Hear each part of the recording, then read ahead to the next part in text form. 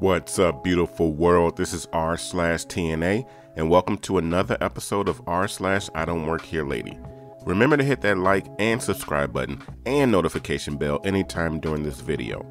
If this is your first time on this channel, we welcome you. If this is not your first time, welcome back.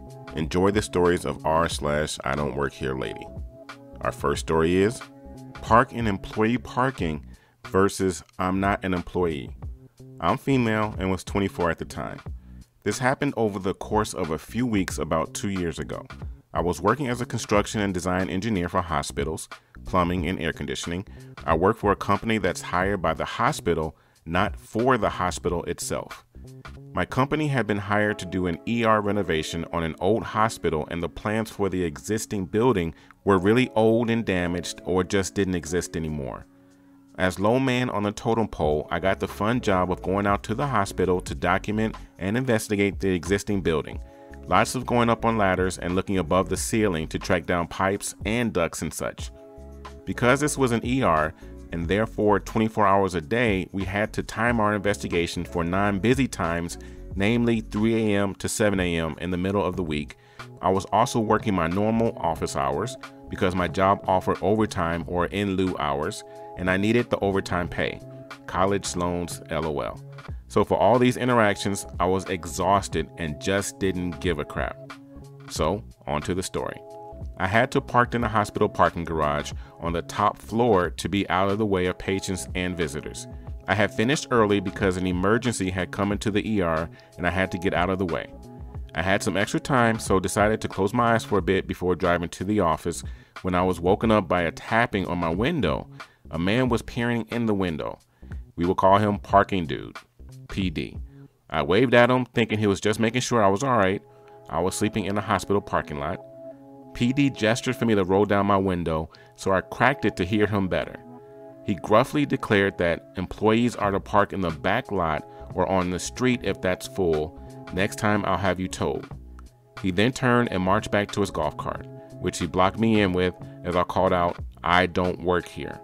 He left, I left, and went to work thinking it was a one-time deal. Little did I know.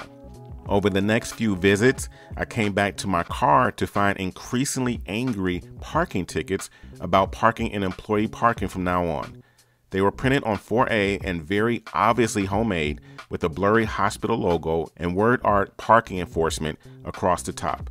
The notes threatened booting, towing, and demands for my supervisor's name so I could be reported. I wish I still had them to share with you. My coworkers and I had quite a laugh over them. I even left a note on my dash saying I wasn't an employee, and the next ticket had a rant about lying and that you will be written up for lying once I get your supervisor's name. Then one morning, I came out to find PD waiting for me. He had blocked my car with his golf cart and was grinning at me like a cat who got the cream. I walked up to him and PD said, "Employees have to park in the back lot. You are in so much trouble, I demand to speak to your manager." Yes, he really said it.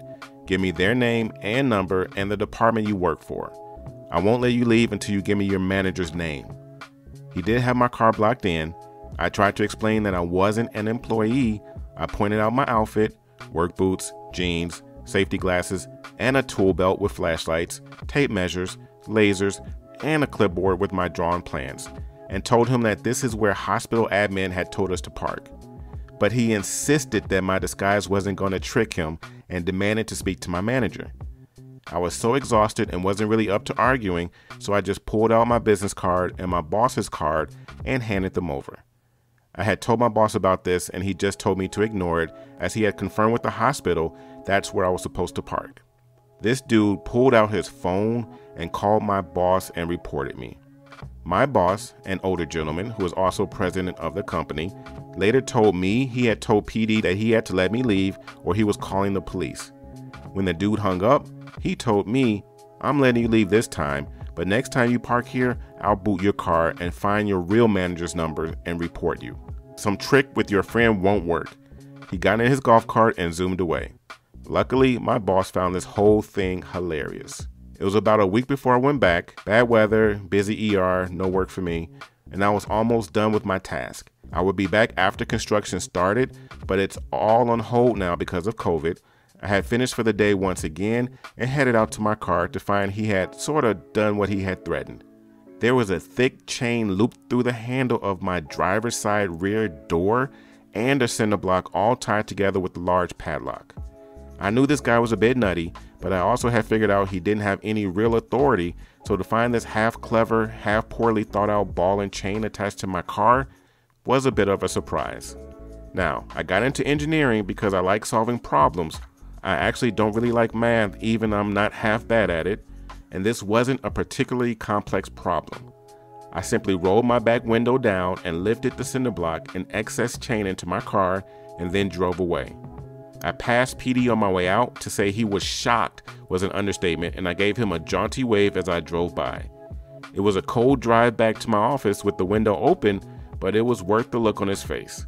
When I got to the office, I had to go in and sign out the bolt cutters and was followed out by a parade of my coworkers to see it for themselves. I had to go back one more time. I was eager to see what PD might do after his last plan failed. I came out to find he had tried the chain and cinder block bit again. This time he had wrapped the chain around the bottom of the wheel a few times and had the cinder block tied pretty close to the wheel and the chain through the handle again. It was definitely chained in a way that would take a lot more ingenuity to get out of, or a pair of bolt cutters I hadn't returned to the office, just in case. I cut through the chain, unchained the car, and then loaded the whole lot into my trunk. PD must have been harassing some other person because he only pulled up as I was backing out of the spot. He blocked my car again with his cart and jumped out. He came to my window and I did roll it down just to see what he had to say. Hey, where are my chains? I will have your job for this. I never did hear the rest of the rant as I yelled, magic, and I'm not an employee, during a pause for breath, and drove around his cart and away. It was the most dramatic exit of my life and will probably never be topped. It was my last day there, for now, and I've since gotten a new car, so I'm not sure if I'll run into PD again. I like to think he is still puzzled over how I managed to unchain my car. My boss did lodge a complaint, but I don't think anything came of it. Anyway, that's my I Don't Work Here story. Hope it was worth the read. And this next r/IDontWorkHereLady story is Beware, I Don't Work Here cuts both ways. Cast, me is me, P is prick. The story. I had just finished playing a few hours of Demon's Souls when my min pen started to beg for some attention. It was around 3 p.m., so she was prob hungry. I grabbed my keys and drove a few blocks to my local Vons. I just needed puppy food and a bottle of Tapatio hot sauce to complete my shopping for today. I live in famous city in Southern California that has a zoo, fish zoo, and wild zoo with no cages. I grabbed the puppy food first, then headed for my hot sauce. As luck would have it, there was only one left, but it was on the top shelf and in the back corner. I'm 5'10" and I have a pretty good reach, but this one was a bit too far for me. I looked around for an employee, but could not find one. I decided to just hang tight and simply ask a normal customer that was tall if they would not mind lending me a hand. The first guy that walks in my area happened to be tall, and I decided to ask for help. Hi, sorry to bother you. I get cut off. P, I don't work here. Now, I think to myself, don't end up on Reddit, so I quickly say, sorry, I know you don't work here. I was just wondering if you would be so kind as to lend me a hand. You are taller than I am, and I am not able to reach a bottle. Would you be able to assist me? I figured that if I told him I understood that he is not an employee and I am simply asking for a quick hand from another human being, he may be cool with it. Wrong. P, in the douchiest way possible. Hell no. Me. Okay, no worries, thank you. I figured he is under no obligation to help me. Don't be rude, don't say anything else. Next person that walks by, same question. They say, sure, no sweat, and hand me the bottle. I thank them for the help and off I go to pay for everything. The 15 items or less line was long, so it took me a bit to get out of the store. When I get to my car, P was struggling to open the trunk of his car and not drop all his groceries. He had tried to carry a bunch of bags on both arms and also carry a few boxes on top, using his chin to hold it down. He was a few moments away from toppling over and losing his eggs and fruits bag when he noticed someone nearby, me, and said, "Quick, I'm about to lose my grip. Please help." I stopped, turned my head until he saw me, and I am guessing he knew what was coming from his expression. Me. I don't work here. I unlocked my car, and as I was getting in, I heard something hit the floor and he started yelling something. I don't know what he said because I was too busy not giving a single F about that prick.